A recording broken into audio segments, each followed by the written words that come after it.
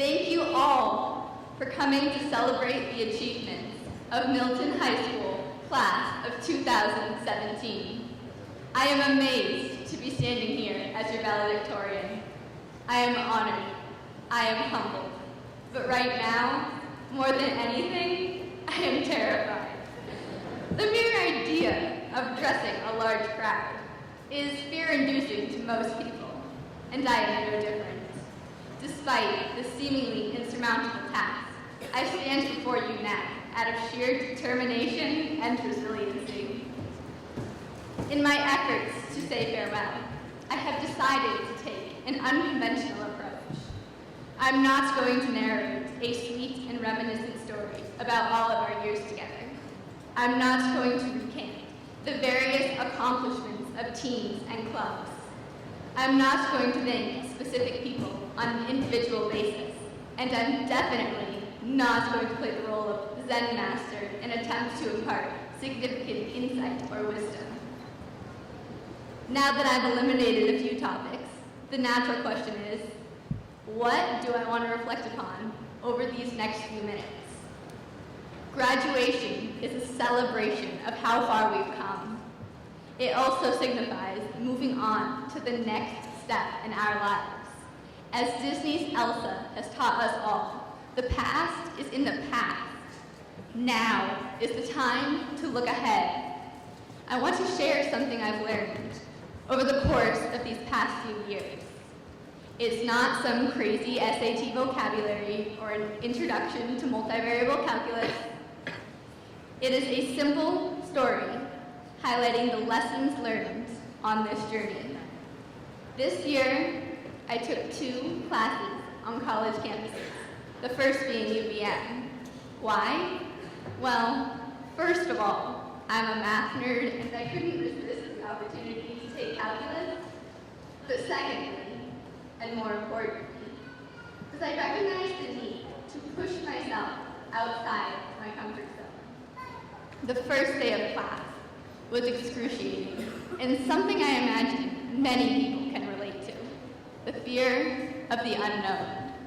As I navigated the campus, swarmed with unfamiliar faces, the knot in my stomach tightened, feeling exposed and overwhelmed, anxiety running high with the uncertainty of what would come next, clenched and shaky muscles, heart beating rapidly. I found the class and was literally shaking from nerves. As I stood in the doorway, scanning the room for an empty seat, I heard a small group of people talking. One girl looked over to me and uttered 4 simple words of kindness. "This seat is available." With a sigh of relief, I shuffled my way through the crowd to claim my seat.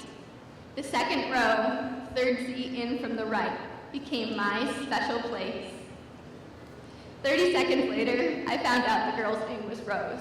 Rose and I quickly became friends. I share this story for 2 reasons.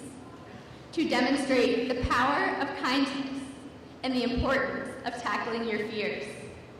As an entire generating class, we have been shielded beneath armor. It has provided us with security, protection, support, and guidance.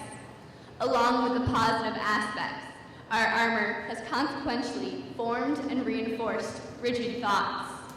Bullets fail to pierce through, only denting our armor of predispositions.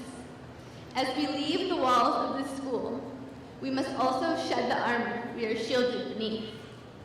At first, the world may seem like a scary place, but it only seems scary because we're afraid.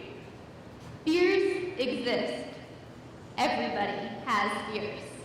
Spiders, heights, flying, death, failure, rejection, roller coasters, public speaking. Though they seem so different, the one thing all these fears have in common is the ability to be conquered. How? Exposure.